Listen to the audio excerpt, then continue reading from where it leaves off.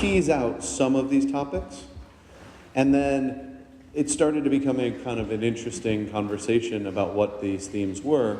So now is kind of the appropriate time to circle you all back in this. This is by no means the steering committee, as we've structured it in this project. The steering committee has no more significant voice in this than anyone else in this process. They're just kind of more active and more engaged. I can call on them to do things more than anything else.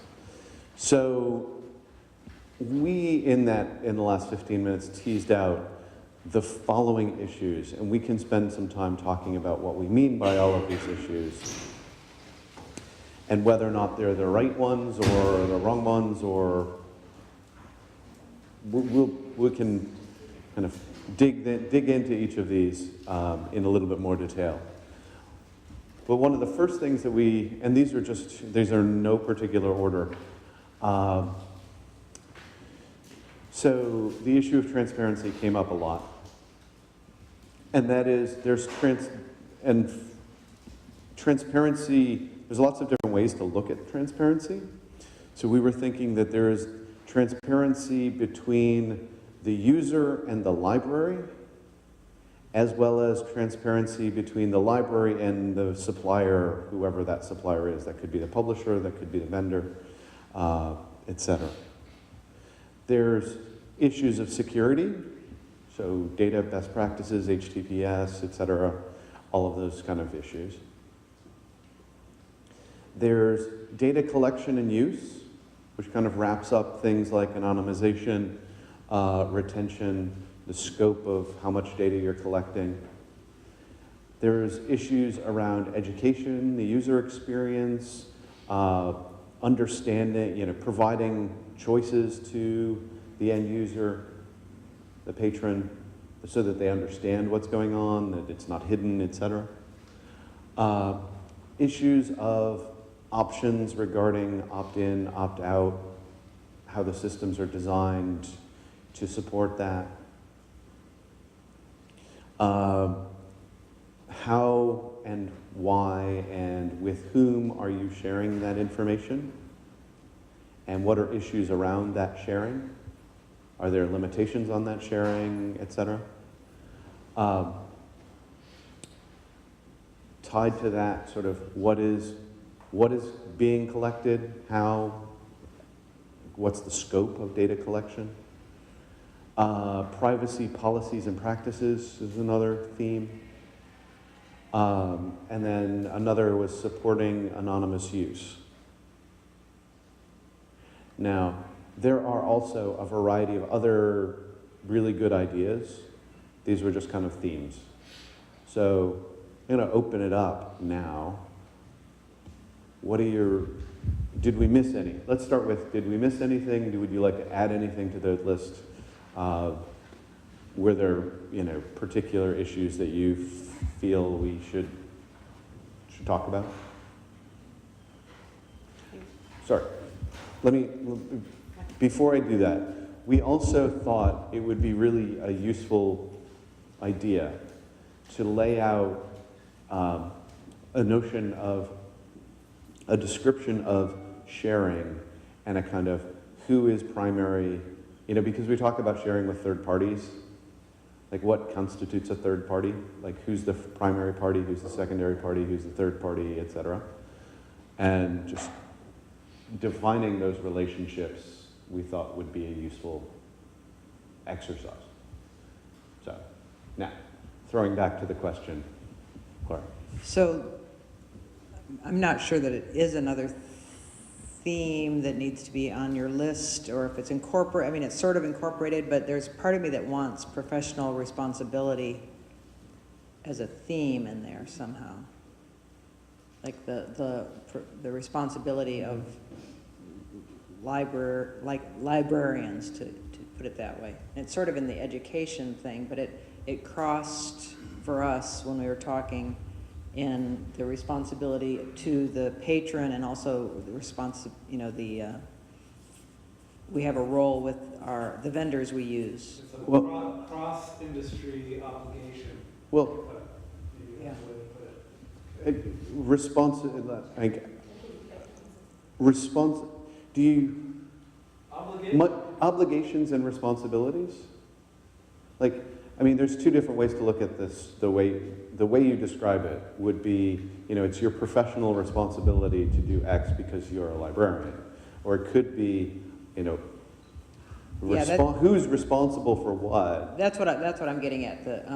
It's your professional responsibility because you're a librarian, and it goes to what we were saying, Mike. I don't know if you want to say something about it, but this idea of what do we think is our patrons expect of us, and we believe that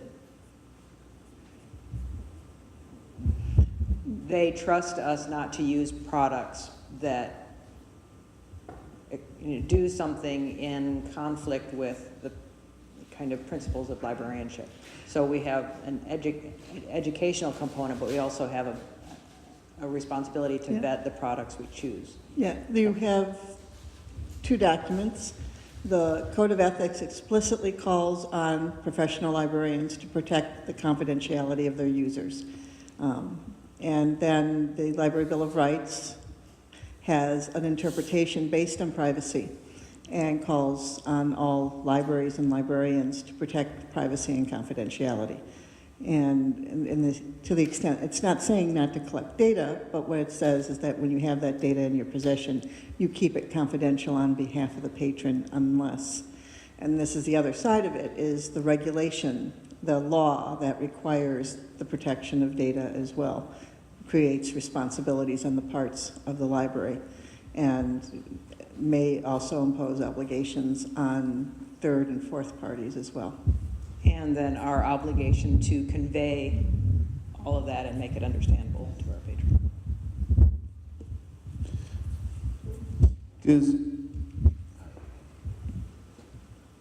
Go ahead, Mike. Sure. I think one of the, and I put that as professional responsibilities, particularly because there are a lot of different responsibilities. I think one of the questions was how to move from sort of general principles to what's special about libraries, that because of our special relationship or because of the context of the services, be more specific. Among these general principles, I know two absences. One is access and some frameworks is called access and participation, others is called data quality, but the idea that you can see the data that's being stored at you and correct it or update it, having some right to get at and maintain the data that's collected about you. And then the issue of accountability. So it's how are these other principles held accountable? What's the mechanism for auditing, for enforcement, for redress? And I think that's another set of questions in this sort of broad frame. So by access, you mean access to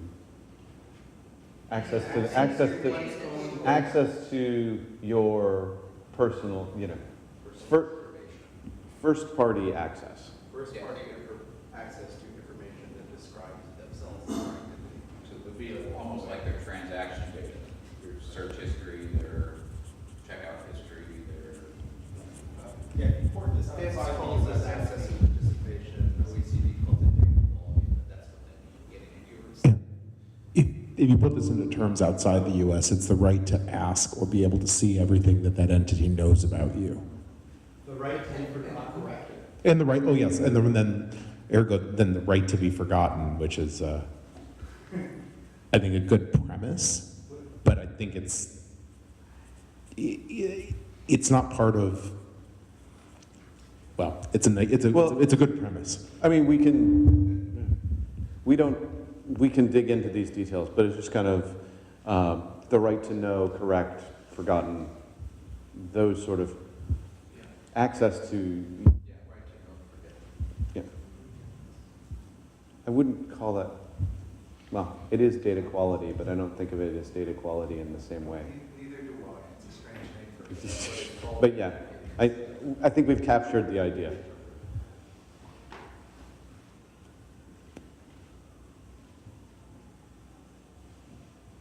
Anything else that? Do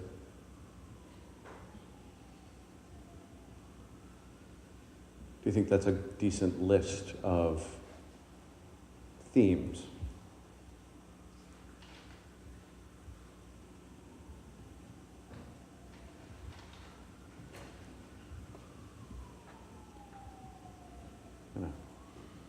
People want to mull that over for a I'm minute? assuming these are being tracked in the Google Doc,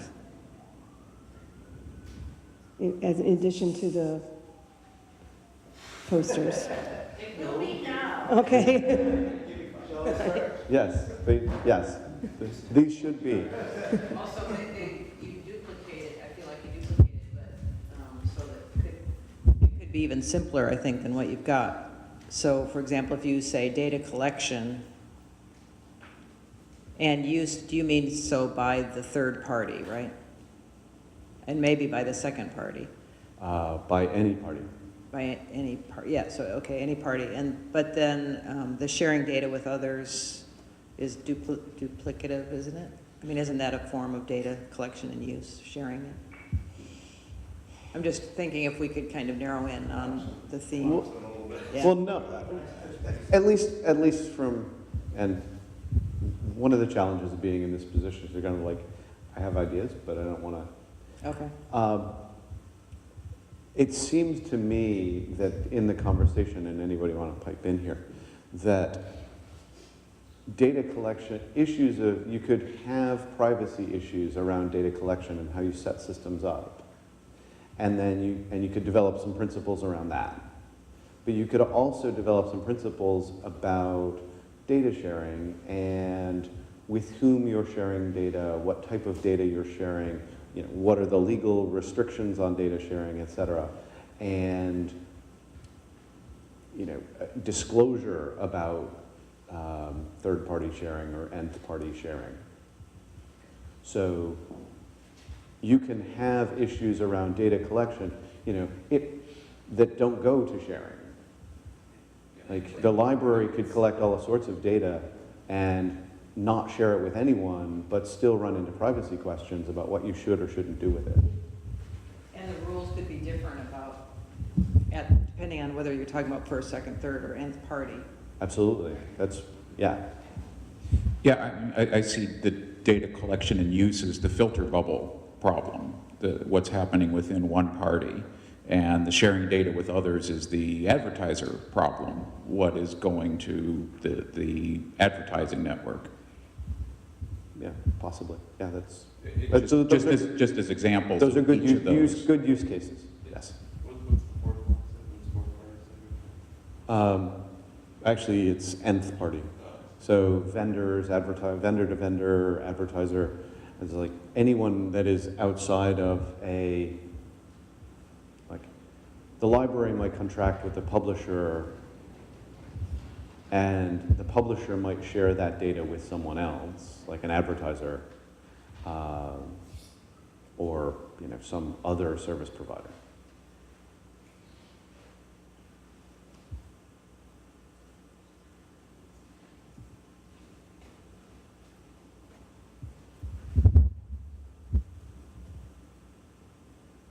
Any more thoughts on those? Good.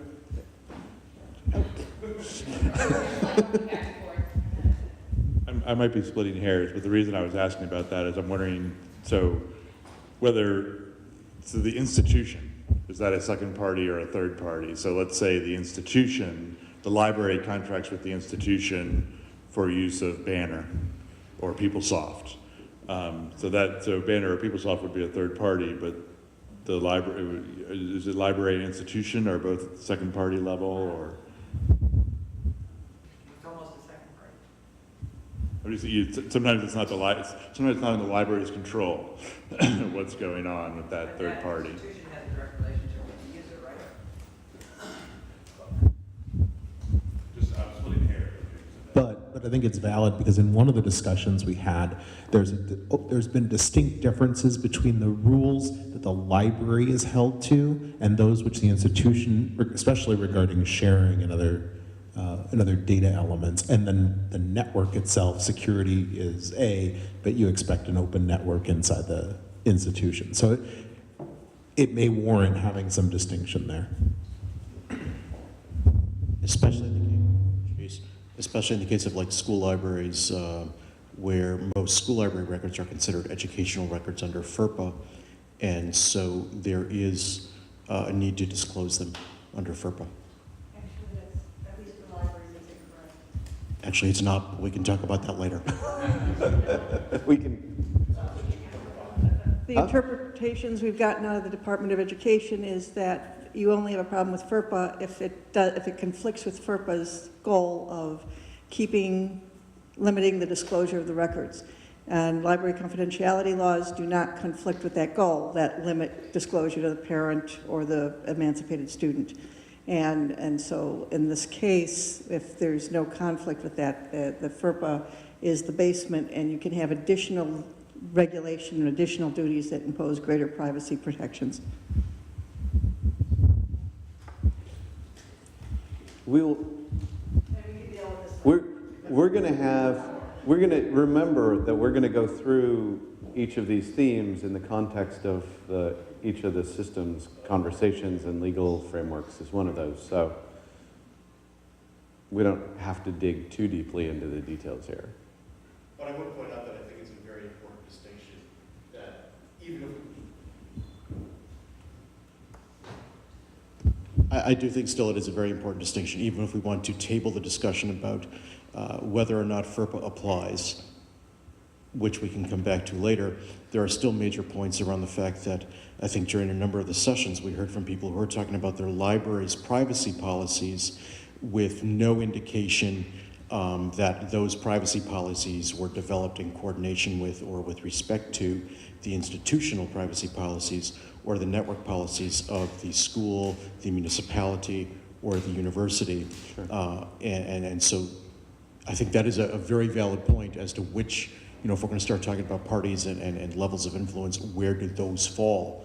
And that the library may not be able to make decisions.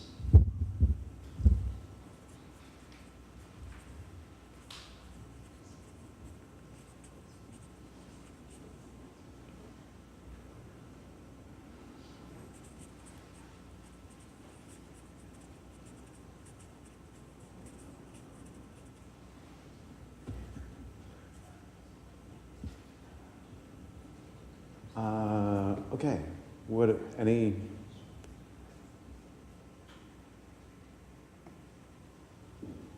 additional thoughts from your roundtable conversations, the summary conversations you had?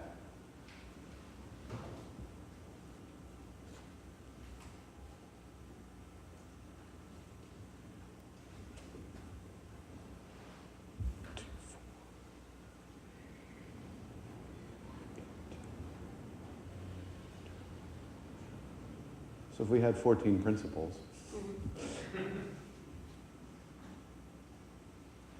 if we had a principle that addressed each of these topics, and we had 14 of them,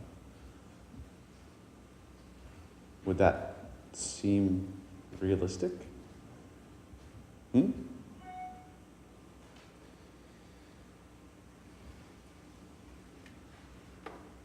Not specific enough? Too specific? Implementable, not?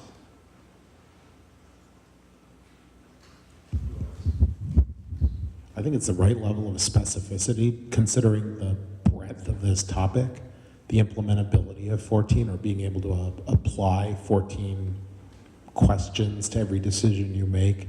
I think it becomes more difficult. Do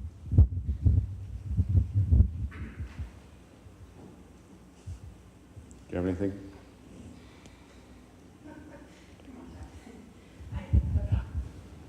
Actually, I was not looking at you, Mommy. Yeah, I think it depends on what the meaning of is. It's,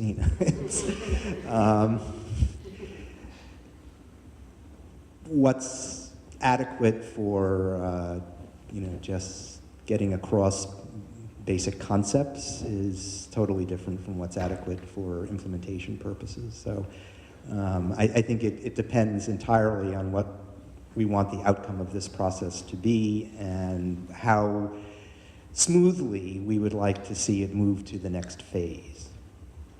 Well, as I said, the goal of today and tomorrow is to agree on principles that hopefully, conceivably with the approval, et cetera, et cetera, et cetera, that will become things that may be implemented.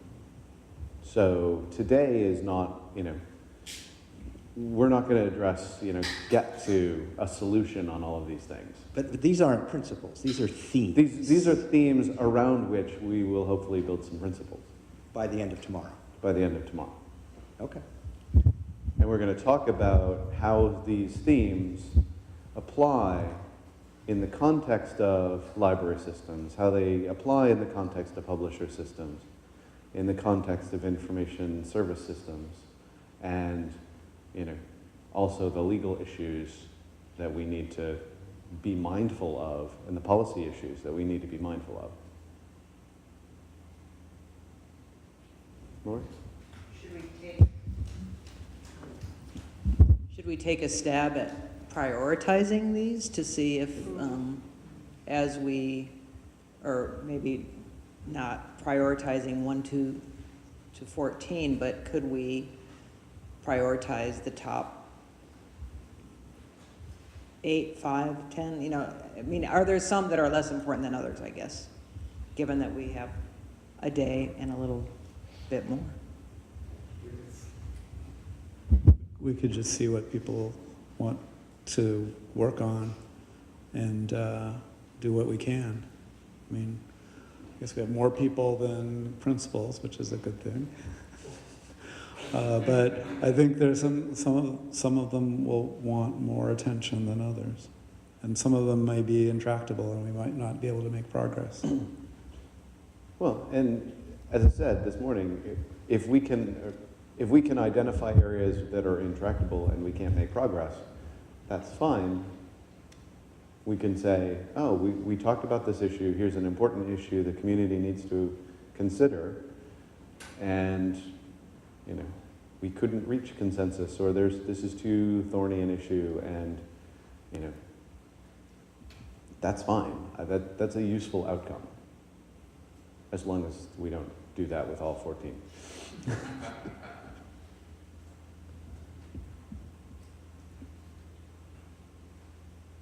Which of these do you think is the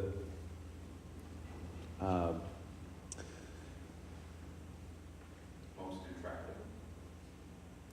No, I was going to say the opposite. Which is the one we're most likely to make some progress on? Which is the one out of this list? What's the low-hanging fruit there? Should I talk about the HTTPS and what I did with that? That's security and data, but not privacy. It's just an example. Maybe it could be a template.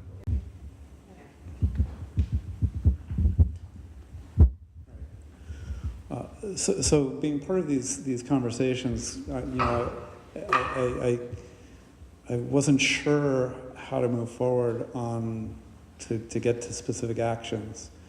But in talking to people, I thought that the HTTPS issue in particular was timely because of EFF's Let's Encrypt, and should be sufficiently uncontroversial that we could get a broad agreement to move forward on that. So considering our process in the NISO group, I came up with a principle, sort of a broad principle, was that libraries and their services should use communication means that are immune to eavesdropping. Simple principle, and there's a best practice that can be implemented now. Use HTTPS, and so then I went on and said, okay, let's write this up. Let's get libraries, publishers, everybody in the library community to sign a pledge saying they would do it by the end of the year or by the end of next year. And got a lot of good reaction from a lot of people. And they'll probably be talking about this over at the Library of Freedom Project's meeting which is being held right now. And I just thought that I might offer it as a template for working on this much broader range of issues and themes that, you know, if we could boil down things into a principle that is relatively easy to understand, and then leave the best practice or implementations to be subject to a lot of further work. I'll tweet out the link to the draft of that.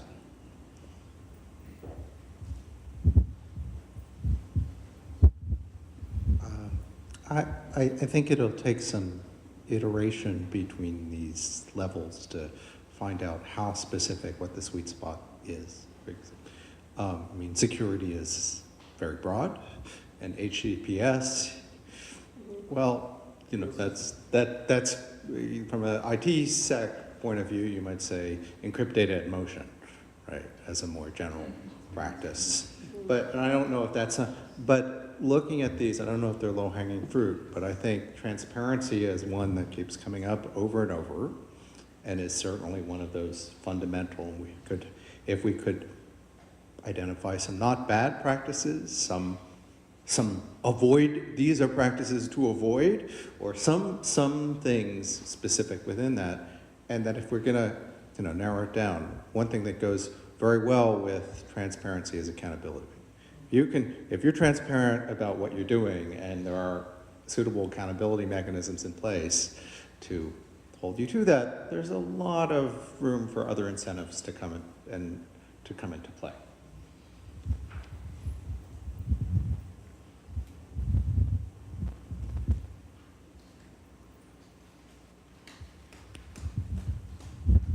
I think, I don't know if it's concurrent or before, but education seems like the lowest hanging fruit to me. I mean, so we're not going to be successful at transparency or security without the education piece. So that seems like a prerequisite for any of the ones that we choose.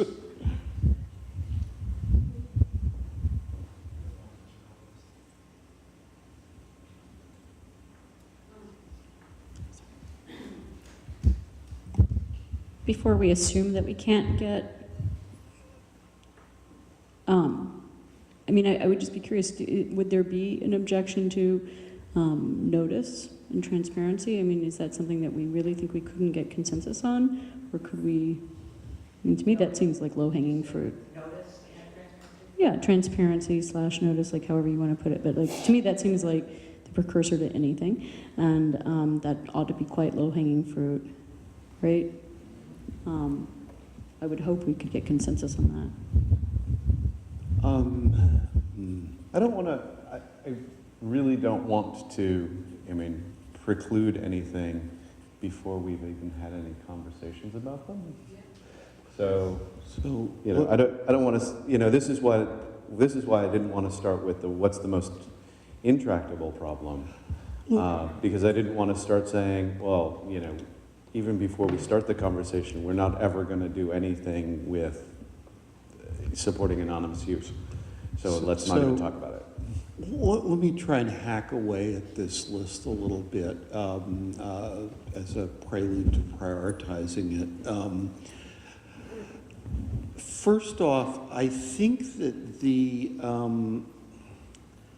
framework that you're hoping to come out of this with is a framework that's really intended to facilitate conversation and work that crosses content providers, platform providers, and libraries, as opposed to things that are very specific to libraries themselves and that tie, for example, to things like that ALA code of ethics thing that you put up as part of your initial framing here.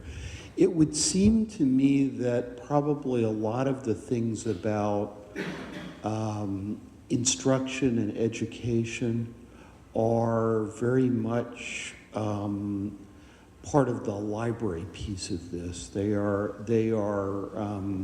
extensions and reinterpretations of the kind of values that libraries hold and support that are framed, in that ALA ethics thing. I'm not sure they are necessarily a part of this sort of broader framework for discussion. I wonder if there are things like that you might flag as a theme, but then say, this is probably something that is more constructively pursued in a forum like ALA rather than a forum like NISO. There are some other things here that feel to me like they're at the wrong level, like this discussion we had about HTTPS. There actually are a number of messy technical things in there. The abstraction that someone proposed, data be encrypted in motion, is probably a better one. It's one I think can mostly nod about as a good practice and maybe isn't the best place to spend our time delving into more detail, except perhaps for the conflict between doing that and providing access to resources. One of the consequences that people are finding if they do HTTPS only access right now is that there are user communities, like countries, that can't get to them. And, this sets up an interesting dilemma about who they're trying to serve and what they're trading off here. That tension might be an interesting one to identify or to spend some time on. Those are just a couple of comments about ways to start pulling this apart. I think, one quick litmus test we ought to apply here is whether this really is most relevant, whether the themes here are most relevant to an intersector framework, or whether they are more relevant to some specific sector within that intersector framework, and where we might tag it and send it there for further elaboration.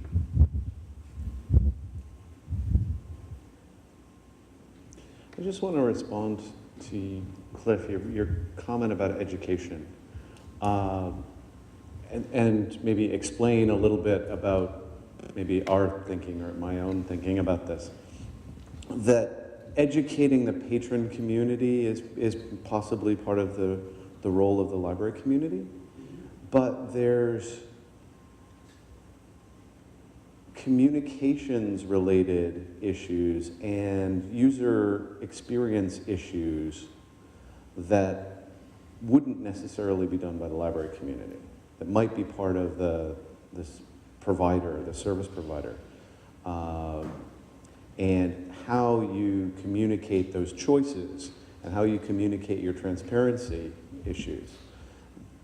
Those were, obviously there's communicating and educating the user community about these issues, which I think is wholly in keeping, as you say, with ALA's principles and advocacy and within the public service section of the library community. But I think there is a role for the vendors and the suppliers to also be communicating and expressing their role in this as well. And that might not necessarily be communicating that to the end user, that might be communicating it to their customers.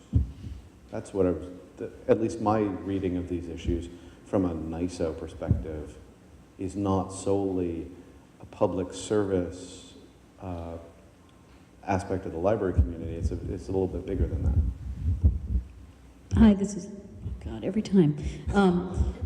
We made it more sensitive and then Yeah, so I agree. I think what you're getting at is that sometimes vendors need to communicate to users however far down the line they are. And I mean, to be honest, I don't see that as incompatible with what Cliff was saying.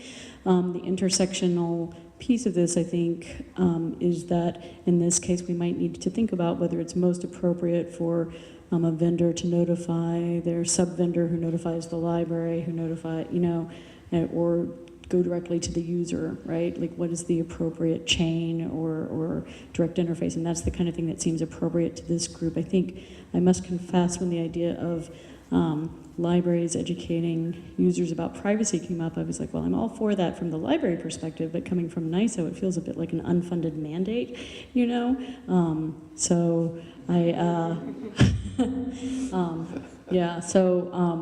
I think we can nod to that. We can say that that's a good opportunity for, the special role of the library to come in when there are communications about privacy and so forth, that the library's role in advocacy and education can then help to contextualize those for users.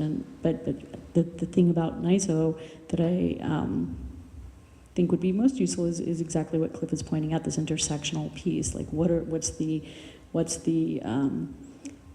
area that really, like, all three of us have to work together on to tease out.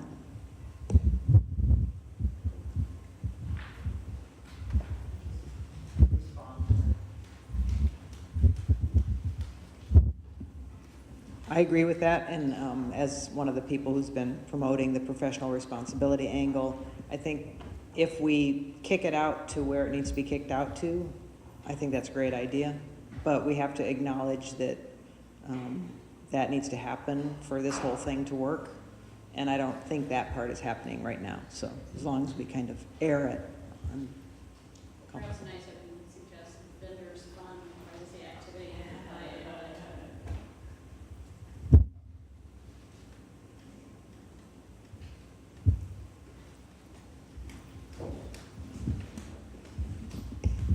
So perhaps one way, though, of sort of how these two things are connected is even if you kick education to the library role, there might be things that need to happen at the intersection in order for that library-specific role to be carried out. So libraries could be educating patrons around privacy, but only if librarians have access to and understand the way the data is being treated. So how these things interact a little bit could also add some nuance here, I think.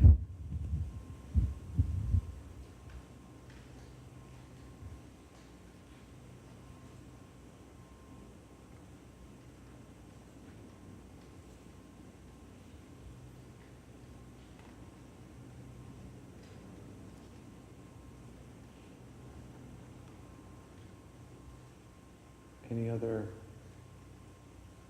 ideas and reactions? We're obviously capturing all of the ideas, and we can circle back to some of the ideas from the roundtables that we talked about earlier.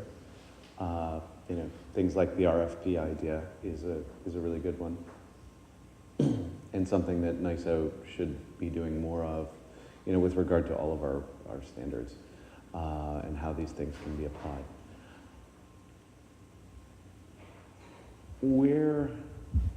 It's 4:35, and we've got about, an hour or so for the rest of the afternoon. Do we want to start digging into maybe the legal frameworks issues a little bit more in the next hour? Because we had talked about earlier wanting to start there as a good place to start. I mean, we might not be able to get through and all of those issues in an hour.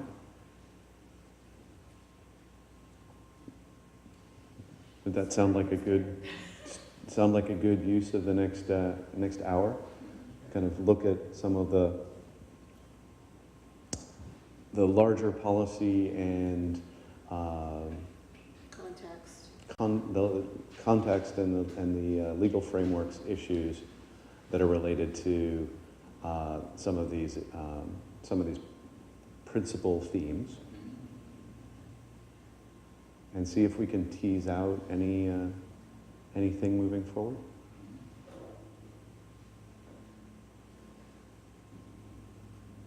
So rather than, I think, since this meeting, the virtual conference was only 11 days ago, probably fresh in people's minds, or at least more fresh than the other meetings.